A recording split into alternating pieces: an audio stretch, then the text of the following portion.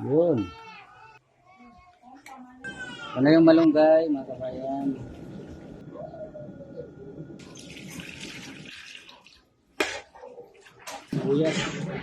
Luyas, bawang, luya.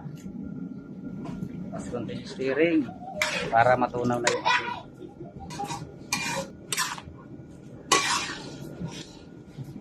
Yan, chicken powder.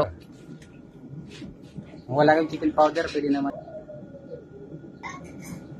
Hindi ko muna itong tilapia para ano yung lasa, para hindi madurog.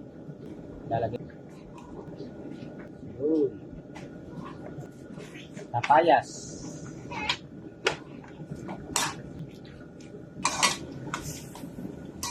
meron itong sili pa lang ano yung malunggay, mga kabayan. Napaka-healthy ng ating ulam. Ayan, saan ka pa. Tapos ito na yung tilapia kanina. Ay, aba ng siram. Nagmamantika na. Yun.